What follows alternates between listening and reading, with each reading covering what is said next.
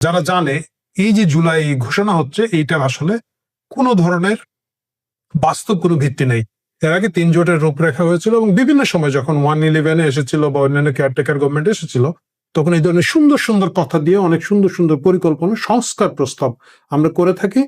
এই সংস্কার প্রস্তাব এইবারও হয়েছে। শেষ পর্যন্ত আমাদের রাজনীতির সুলাইমান শুকন motivation speaker doctor Mohammad Yunus তার সেই আবেগ ঘন ভাষণ যেটা উনি খুব ভালো দিয়ে থাকেন সেটা দিয়েছেন এবং সেখানে তিনি বলেছেন, আমি প্রথমে শুনতে ভুল করেছি, উনি বলেছেন যে এটা যেটা ঐতিহাসিক ব্যাপার, বিশাল ব্যাপার, সারা দেশের লোকজন আগ্রহ নিয়ে বসে আছে এবং উনি তখন বলেছেন যে যারা এটার মধ্যে স্বাক্ষর করবেন তাদেরকে জাদুঘরে রাখা হবে। ইনফ্যাক্ট আমি প্রথমে সেটাই একটা ফটোকার্ড দেখে খুব দ্রুত পড়ে বলে কি মানে জাদুঘরে এদেরকে রেখে দেওয়া হবে।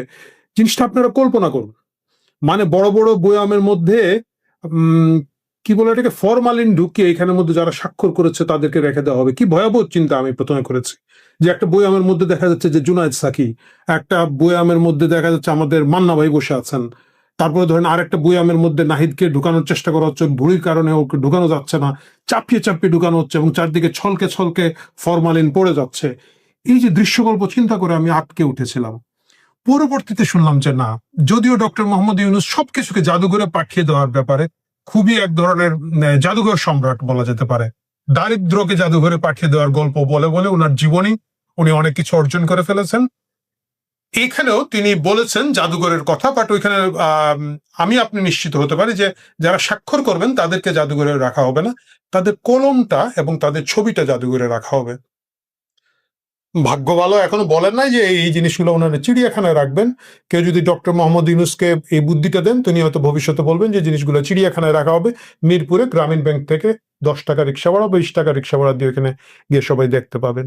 যে নিবন্ধিত দলের 60% দল এই প্রসেসের মধ্যেই নাই। আমি আওয়ামী লীগের কথা বাদ দিচ্ছি, আমি জাতীয় পার্টির কথা বাদ দিচ্ছি, আওয়ামী লীগ নেতৃত্বাধীন যে মহাজোট ছিল 14 দল ছিল তাদের যে শরিক দলগুলো এরা প্রত্যেকে কিন্তু প্রায় প্রত্যেকেই নিবন্ধিত দল, তারা কোনো না কোনো কালে সংসদে গিয়েছে। তাদেরকে বাদ দিলেও সব মিলিয়ে 60% দল নিবন্ধিত, তাদেরকে এখানে নিমন্ত্রণ করা হয় না এবং যাদেরকে নিমন্ত্রণ করা হয়েছে এদের মধ্যে যারা আছেন আমি জানি না কতগুলো নিবন্ধিত কতগুলো অনিবন্ধিত। এনসিপির কথা তো বলাই যায় নিবন্ধন পায় না এবং আমার ধারণা আরো অনেকেই নিবন্ধন পায় নাই। তাদের স্বাক্ষরে অস্বাক্ষরে কিছুই আসে যায় না, রাষ্ট্র জাতি তাদের কাছে কিছু আশাও করে না এইসব ছোট ছোট দলের কাছে এবং তারাও আসলে এই বিশেষ বিশেষ সময়ে যখন উদ্ভট উদ্ভট সময় তৈরি হয় তখন বড় বড় দলগুলো তাদেরকে ডেকে নেয় এবং তারা মাথা দুলিয়ে সেখানে গিয়ে কফির কাপে কেক চুবিয়ে খেয়ে খেয়ে বিভিন্ন মতামত দেয় এবং বাইরে এসে এখন যেহেতু অনেকগুলা টিভি চ্যানেল আছে এবং এর বাইরেও আমাদের অনেক সাংবাদিক ভাইরা পার্সোনালি ইউটিউব করে থাকেন, তাদের কাছে বাইটি দিয়ে আনন্দ পান, শ্বশুর বাড়িতে একটু পরিচিতি বাড়ে, এর বাইরে আসলে কোনো একটা কিছু হয় না। সো এই দলগুলো আসলে স্বাক্ষর করবে। ইনফ্যাক্ট জুলাই সনদ বিষয়টা খুব বড় কিছু হবে না, মানে আপনারা যারা খুব বেশি জুলাই ভক্ত তারা শুনতে হয়তো খুব মন খারাপ করবেন। আমি দেখেছি এই জুলাই সনদটা যিনি বানিয়েছেন আমাদের আলী রিয়াজ স্যার, উনি বিগত সময়ে মানে প্রথম আলো তো কত 25-28 বছর ধরে বোধহয় চলছে, ধরে বিগত সময় জীবনে যা যা কল্পনা করে লিখেছিলেন প্রথম আলোতে তিনি এবং তার মতো সুশীল সমাজ যে ইহা ইহা করিলে রাষ্ট্র ভালো হইতে পারে তার সবকিছুকে চিপিয়ে একটা রস তৈরি করে উনি 40 পৃষ্ঠার এই জুলাই সনদ তৈরি করেছেন। এর মধ্যে খুব ভালো ভালো কথা আছে, এগুলো আসলে দ্বিমত করার কোনো কারণ নাই।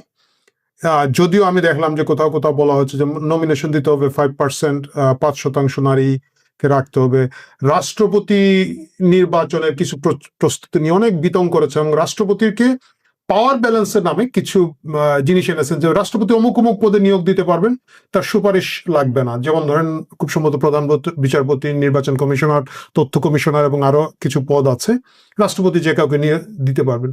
এগুলো শুনতে খুব ভালো। মুশকিলটা হচ্ছে কি যে রাজনৈতিক দল যাকে ওইখানে রাষ্ট্রপতি বানাবে তারা তাকেই বানায় যিনি ওই দলের সবকিছু এন্ডোর্স করেন। আওয়ামী লীগের আমলে তাই করেছেন। আওয়ামী লীগ একবারই শুধু তার রাজনৈতিক ভুল করেছিল, যেটা হচ্ছে সাবেক প্রধান বিচারপতি শাহাবুদ্দিনকে রাষ্ট্রপতি বানিয়েছিল, যিনি আসলে নিজের ব্যক্তিত্বে চলা একটা লোক, যিনি আওয়ামী লীগের সাথে কোনোভাবে সংশ্লিষ্ট না। এর বাইরে যারাই যে যখন রাষ্ট্রপতি হয়েছেন, আমরা যদি বিএনপি সময় বলি ইয়াজউদ্দিন, মানে নিজে তো এক ধরনের অসম্মানিত হয়ে গিয়েছেন কিন্তু তিনি আসলে কোনো কিছুই হাওয়া ভবনের হাওয়া বাতাস ছাড়া সমর্থন করেন নাই। সুতরাং এই ক্ষমতাগুলো যদি আপনি রাষ্ট্রপতির হাতে দেন বা না দেন, এতে আসলে কোনো কিছু আসে যায় না। তারপরে বলা হয়েছে যে এক লোক 10 বছরের বেশি প্রধানমন্ত্রী থাকতে পারবেন না, যতবার যত মেয়াদি করে থাকেন না কেন।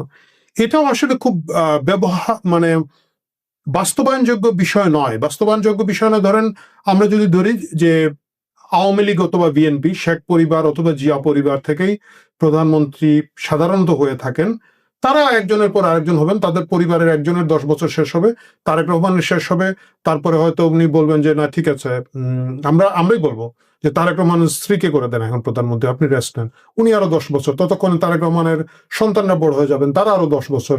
একই ঘটনা শেখ হাসিনা যদি এখন বলেন যে না ঠিক আছে আমার 10 বছর হয়ে গেছে, যদি উনি বা আওয়ামী লীগ আবার ক্ষমতা আসে, তাহলে আমার ছেলে 10 বছর, তারপর আমার মেয়ে 10 বছর, ততদিনে ওনার নাতি নাতনি যারা তারাও বড় হয়ে যাবে, তারা আরো 10 বছর করে।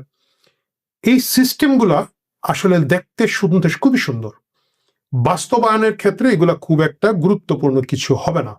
এবং যেহেতু এটা হবে না, তাই আমি যারা এটাতে এখনো স্বাক্ষর করছেন না তাদের কাছে বিনীত অনুরোধ করব, আপনারা বিএনপির পথে হাঁটুন, উদ্গ্রীব উৎসাহের সাথে স্বাক্ষর করুন এবং জাদুঘরে চলে যান। সরি, জাদুঘরে আপনারা যাবেন না, আপনাদের কলমটা জাদুঘরে পাঠিয়ে দেন, একটু ভালো দামি কলম নিয়ে রাখেন, কয়েক বছর তো এখানে থাকবে, পরবর্তী লোকজনের সেই জাদুঘর ভেঙে এগুলা ডাস্টবিনে ফেলে দেওয়ার আগ পর্যন্ত আপনাদেরকে যাতে একটু সুন্দর কলম থাকে করুন।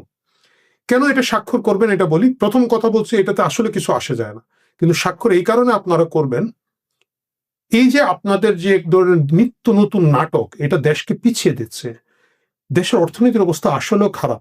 আপনি এই যে 3-0, 3-0, জাদুঘর, ডাস্টবিন, এইসব যত কথাবার্তাই বলেন না কেন, দেশের অর্থনীতি খুব ক্রমাগত এবং খুব দ্রুত দুর্বল হয়ে যাচ্ছে, এবং কলকারখানাগুলো বন্ধ হচ্ছে, নতুন বিনিয়োগ আসছে না, নতুন কারখানা তৈরি হচ্ছে না, ক্ষুদ্র ব্যবসায়ীরা তাদের পুঁজি হারিয়ে ফেলছেন, শ্রমজীবী মানুষরা তাদের শ্রম দেওয়ার জায়গাগুলো কমে যাচ্ছে। এই যখন হতাশাগ্রস্ত অবস্থা, বেকার সমস্যা যদি বেড়ে যায়, তখন অন্যান্য জিনিস বেড়ে যাবে, অপরাধ প্রবণতা বেড়ে যাবে, হাইজেক, ছিনতাই, লুটতরা যেগুলো বেড়ে যাবে। এবং আপনারা যারা, আমি জানি অনেকেই সেফ এক্সিটের পরিকল্পনা করে রেখেছেন, তারা যারা সেফ এক্সিট নিয়ে যাবেন, কিন্তু যারা দেশে থাকবে তাদের জন্য বিপদ হবে। এবং আপনারা যারা বুড়াগাড়া রাজনৈতিক দল আছেন, শিশু রাজনৈতিক দল আছেন, মানে বয়সে শিশু না, আচরণগতভাবে শিশু, সাইজে শিশু, বিভিন্ন কারণে শিশু, আপনারা এটা যদি স্বাক্ষর না করেন, দেশে এক ধরনের অস্থিরতা এবং অশান্তির জায়গাটা তৈরি থাকবে।